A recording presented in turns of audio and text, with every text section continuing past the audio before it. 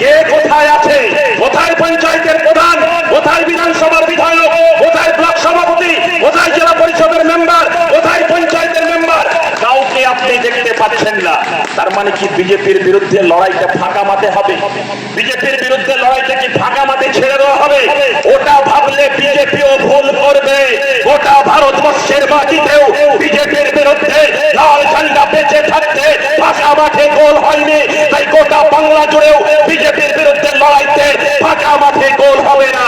একজন বামপন্থী বেঁচে থাকতে প্রতিটা ইঞ্চিতে ইঞ্চিতে বিজেপির বিরুদ্ধে লড়াই হবে। যখন আজকে সভা করছি তখন আপনি দেখবেন যদি চারপাশে তাকিয়ে যে গত 12-13 বছর ধরে যারা আপনার বিরুদ্ধে অত্যাচার করেছে, আপনাকে তালিমপুরে লাল পতাকা টাঙাতে দেয়নি, আপনার আপনার মিটিং এর মাইক খুলে নিয়েছে, আপনি চায়ের দোকানে বসে আপনি ভালোকে ভালো বলতে পারেননি, খারাপকে খারাপ বলতে পারেননি, সেই মানুষগুলো আজকে নিজেদেরকে বাঁচার জন্য ভিজে বেড়াল সেজে নতুন ঠিকানায় নিজেদের নাম স্থানান্তরিত করেছে।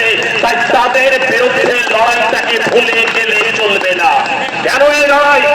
এই লড়াই হচ্ছে গত 12 বছর ধরে কালিমপুর অঞ্চলের মানুষ 2018 সালে পঞ্চায়েত এবং 2023 সালে পঞ্চায়েত নিজের গণতান্ত্রিক অধিকার অর্থাৎ ভোট দিতে পারেনি।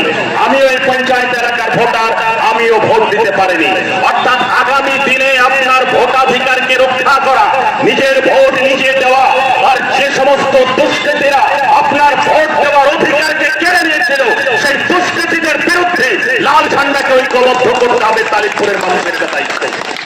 তালিমপুরের মানুষকে ভুলে গেলে চলবে না। এই তালিমপুরের সুন্দর পাড়ার মানুষ প্রায় 1.5 মাস নিজের বাড়ি ছাড়া ছিল। অত্যাচারীদের জন্য বাড়ি ছাড়া ছিল। কিসের জন্য নিজের বাড়িতে থাকতে পারত না? কাদের চক্রান্তে ঘটনা ঘটেছিল? তাদেরকে ভুলে গেলে হবে না। তারা ভিজে বেড়ালের মতো নতুন মুখোশ ধারণ করেছে, কিন্তু সেই মুখগুলোকে ভুলে গেলে চলবে না। তাদের বিরুদ্ধে তালিমপুরের মানুষকে লাল ঝান্ডাকে সংহত করতে হবে। লাল ঝান্ডাকে শুধু সংহত করতে হবে গোটা তালিমপুর অঞ্চলের সাধারণ মানুষ। গোটা তালিমপুর অঞ্চলের সাধারণ মানুষ তালিমপুরের পঞ্চায়েতের পরিষেবা পেত না। যারা পঞ্চায়েতের প্রধান হয়, যারা পঞ্চায়েতের মেম্বার হয়, যারা পঞ্চায়েত সমিতির সভাপতি হয়, তারা মানুষের সার্ভেন্ট। মানুষ তাদেরকে নির্বাচিত করে মানুষের পরিষেবা দেওয়ার জন্য পঞ্চায়েতে বসে থাকে। কিন্তু আমরা দেখেছি যারা লুটের ভোটে গণতন্ত্রকে লুট করে, যারা গণতন্ত্রকে ধর্ষণ করে ক্ষমতার আসনে বসেছিল, তারা মানুষকে মানুষ বলে মনে করত না পঞ্চায়েতের অফিসে। সেই সমস্ত মানুষের বিরুদ্ধে তালিমপুরের মানুষকে, তালিমপুরের অঞ্চলের মানুষকে ঐক্যবদ্ধ হতে হবে। আশার আলো, খুশির বিষয় যে গোটা তালিমপুর অঞ্চলের মানুষ, সেটা সর্বস্তাপুর হতে পারে, তালিমপুর হতে পারে, রমনা বরকরি হতে পারে, পূর্বগ্রাম পিলখন্ডি হতে পারে, প্রত্যেকটা গ্রামের মানুষ তারা কেউ রাস্তায় বেরিয়েছে, কেউ রাস্তায় বেরোনোর প্রস্তুতি নিচ্ছে। তাদের কিন্তু কাঁধে থাকছে শুধুমাত্র লাল ঝান্ডা। কারণ তারা বুঝে গেছে এই অত্যাচারীদের বিরুদ্ধে লড়াই করতে গেলে একমাত্র হচ্ছে লাল ঝান্ডা ছাড়া কোনো বিকল্প পথ নেই। লাল ঝান্ডা ছাড়া তাদের এই লড়াইটা সবভাবে লড়তে কেউ পারবে না। কেন বলছি সবভাবে লড়াইটা লড়তে পারবে না? 15টা বছর যারা ক্ষমতায় ছিল তাদের এত ক্ষমতা, তারা একজন পঞ্চায়েতের প্রধানের আগে পরে থাকতো 40টা মোটরসাইকেল, ব্লকের সভাপতি হলে 40টা বেড়ে হয়ে যেত 400 মোটরসাইকেল। আবার কেউ যদি হয়ে যেত আর একটু বড় নেতা, তাহলে 1 কিলোমিটার আগে আর 1 কিলোমিটার পরে কোন সাধারণ মানুষ যাতায়াত করতে পারত না। এটাই তো ছিল 15 বছর পশ্চিমবঙ্গের চিত্র। এই পশ্চিমবঙ্গের এই 15 বছরের চিত্র এমন অবস্থায় ছিল যে নবান্নের 14 তলায় বসে মমতা বন্দ্যোপাধ্যায় আর তার ভাইপো চাইলে এই তালিমপুরের গাছের পাতা নড়ত, তারা না চাইলেও তালিমপুরের গাছের পাতা নাকি নড়ত না। এটা ঠিক করে দিয়েছিল 15 বছর ধরে পশ্চিমবঙ্গের রাজনীতিতে। সেই অবস্থায় দাঁড়িয়ে যখন পশ্চিমবঙ্গের মানুষ, গোটা বাংলার মানুষ যখন ব্রিটিশ সাম্রাজ্যবাদের বিরুদ্ধে লড়াই করেছিল, সেই ব্রিটিশ সাম্রাজ্যবাদের লড়াইয়ের সময় যেভাবে পরাধীনতার শৃঙ্খল অনুভব করত, এই এলাকার মানুষও সেরকম পরাধীনতার শৃঙ্খল অনুভব করেছে। ইচ্ছে না থাকলেও জোর ধরে তাকে তৃণমূলের মিছিলে নিয়ে যাওয়া হতো, ইচ্ছে না থাকলেও তাকে তৃণমূলের নেতাদের জয়গান দেওয়া হতো, ইচ্ছে না থাকলেও জোর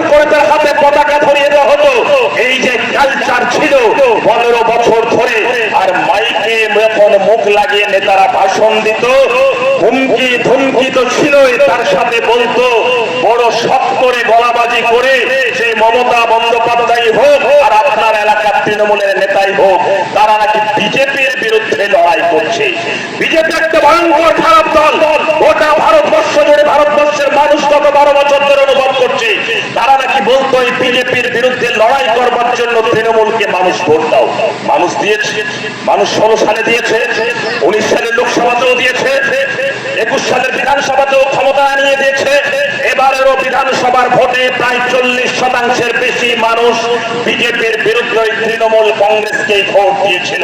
আমরা বামপন্থীরা আমাদেরকে ভরসা রাখতে পারিনি। আমরা বামপন্থী ছাড়া অন্য রাজনৈতিক দল তাদেরকে ভরসা রাখতে পারেনি। কিন্তু যে 41% মানুষের ভোট নিয়ে 80টা বিধানসভার বিধায়ক নির্বাচিত করে যখন এই পশ্চিমবঙ্গের বিরোধী দল হিসেবে তাদের সামনের সারিতে লড়াই করবার কথা ছিল, কিন্তু গত 9 তারিখের পরে তাদের ঠিকানা কোথায়? কে কোথায় আছে? কোথায় পঞ্চায়েতের প্রধান? কোথায় বিধানসভার বিধায়ক? কোথায় ব্লক সভাপতি? কোথায় জেলা পরিষদের মেম্বার? কোথায় পঞ্চায়েতের মেম্বার? কাউকে আপনি দেখতে পাচ্ছেন না। তার মানে কি বিজেপির বিরুদ্ধে লড়াইটা ফাঁকা মাঠে হবে? বিজেপির বিরুদ্ধে লড়াইটা কি ফাঁকা মাঠে ছেড়ে দেওয়া হবে? ওটা ভাবলে বিজেপিও ভুল করবে। গোটা ভারতবর্ষের মাটিতেও বিজেপির বিরুদ্ধে লাল ঝান্ডা বেঁচে থাকতে ফাঁকা মাঠে গোল হয়নি, তাই গোটা বাংলা জুড়েও বিজেপির বিরুদ্ধে লড়াইতে ফাঁকা মাঠে গোল হবে না। একজন বামপন্থী বেঁচে থাকতে প্রতিটা ইঞ্চিতে ইঞ্চিতে বিজেপির বিরুদ্ধে লড়াই হবে।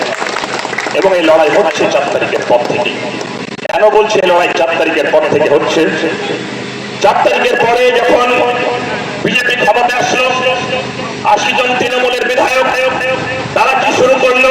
নিজেদের চুরি, নিজেদের দুর্নীতি, নিজেদের রাহাজানি, সেগুলো থেকে বাঁচতে তারা নতুন দলে নাম লেখানোর জন্য নিজেদেরকে প্রতিদিন বিজেপির ঘরে ঘরে ঘুরে বেড়ানো শুরু করলো। পঞ্চায়েতের মেম্বার, প্রধান, কর্মাধ্যক্ষ থেকে শুরু করে জেলা পরিষদের মেম্বার, কর্মাধ্যক্ষরা, পৌরসভার চেয়ারম্যান থেকে কর্পোরেশনের চেয়ারম্যান, কাউন্সিলররা, তারা পদত্যাগ শুরু করবার নতুন নাটক শুরু করলো। আবার কেউ কেউ দেখলাম অভিষেক বন্দ্যোপাধ্যায় খুব খারাপ, মমতা বন্দ্যোপাধ্যায় খুব খারাপ, সেই ভাষণ দিতে শুরু করলো। আর বিজেপি 4 তারিখের রাত্রিবেলা থেকে শুরু করলো বুলডোজারের আমদানি। বুলডোজার দিয়ে গোটা বাংলা জুড়ে গরিব মানুষের পেটের ভাত কেড়ে নেওয়ার চক্রান্ত শুরু করলো। আর আমরা সেদিন বামপন্থীরা বলেছিলাম বিধানসভায় ভোট পাইনি, জামানত আমাদের চলে গেছে, কিন্তু যারা গরিব মানুষের পেটে লাথি মারবে, যারা গরিব মানুষকে ভাত দিতে পারে না, তারা কিল মারার গোসাই সেজেছে, তাদের বিরুদ্ধে ওই লাল ঝান্ডা নিয়ে প্রতিটা পক্ষে লড়াই হবে।